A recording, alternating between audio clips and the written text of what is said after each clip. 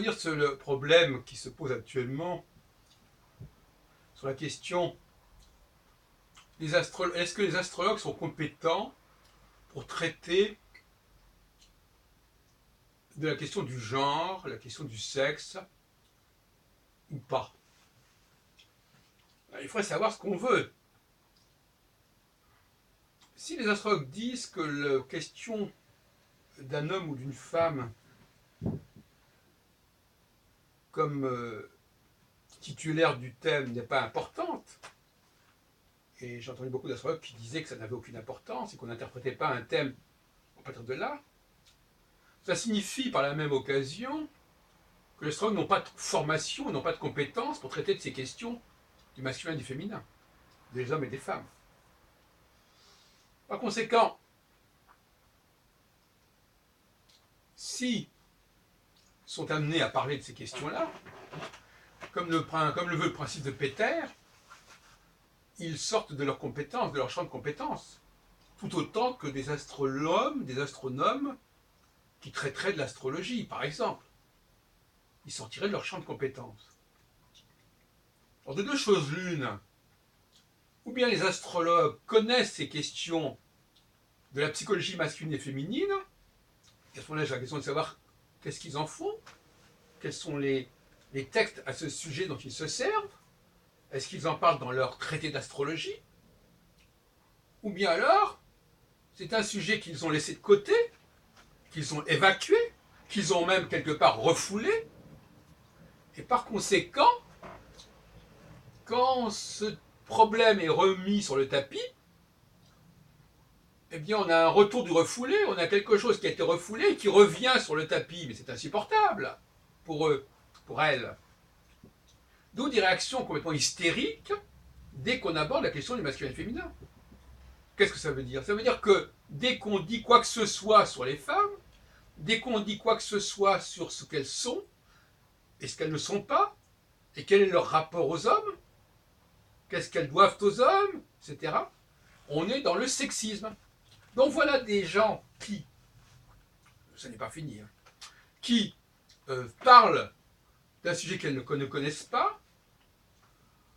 Il se trouve qu'il y a une astrologie qui s'appelle la sexocyclologie, qui traite de la question des hommes et des femmes. Donc les gens qui sont sexocyclologues ont le droit de parler des hommes et des femmes. Mais parce que c'est un sujet qu'ils ont abordé, qui fait partie de leur champ d'expérience et de travail. En revanche, ils sont confrontés à des astrologues qui ont, eux, refoulé ce problème, qui ne veulent pas s'y confronter, et qui même, d'une certaine manière, sont venus à l'astrologie pour ne pas se confronter à ce problème-là. Évidemment, ça crée un clash.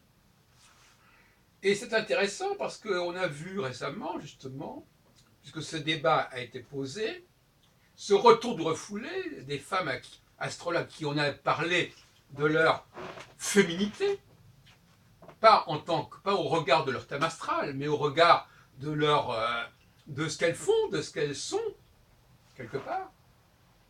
Eh bien, on a vu des astrologues qui se sont déclarés féministes, ou qui se sont déclarés, etc., etc. On est dans la question du masculin et féminin est un problème majeur au niveau, alors c'est paradoxal, il est majeur parce que précisément il est refoulé. Il est majeur parce que précisément on a cru que par l'astrologie on pouvait dépasser ce problème-là. Donc forcément, en mettant ce problème-là sur la table, on allait créer des courts-circuits, carrément. Alors ce qui s'est passé justement, c'est que pour se défendre, ces femmes, plutôt des femmes, se sont servis de leur astrologie. Alors on connaît déjà les arguments du genre, du moment que vous distinguez les hommes et les femmes et que vous précisez qu'elles n'ont pas le même rôle, elles n'ont pas la même histoire, etc., on va dire, mais vous avez eu des problèmes avec les femmes dans votre vie, ça ne s'est pas bien passé, etc. Voilà. Donc voyez-vous, c'est intéressant de voir des astrologues sortir complètement de leur champ de compétences et tomber dans les clichés contre ceux qui ont le toupet et l'audace de parler des hommes et des femmes, alors que précisément, leur démarche, c'est justement de ne pas en parler à elles. Elles ne veulent pas en parler. Bon, j'en ai parlé l'autre jour avec Didier Gélin et Stéphane Rieu et d'autres dans le groupe du dimanche après-midi, il ne faut surtout pas parler des hommes et des femmes. Bon, pour eux, on comprend très bien pourquoi, entre parenthèses. Il ne faut surtout pas parler de cette question-là, c'est un sujet qui n'a aucun intérêt.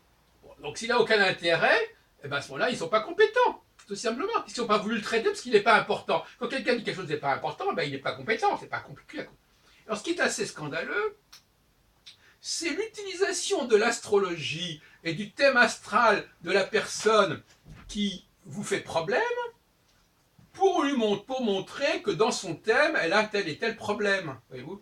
Non seulement on a la réaction classique du genre « ouais, vous parlez des femmes, donc vous êtes mal baisé, ou vous êtes mal ceci, vous n'avez pas réussi votre vie sexuelle, etc. » Mais en plus, on aggrave son cas en rajoutant une couche de plus par rapport à l'astrologie, en disant « votre thème astral montre que vous avez des problèmes sexuels et que c'est ces problèmes-là qui expliquent que vous ayez un discours sur les hommes et les femmes. » Alors c'est un peu le monde à l'envers.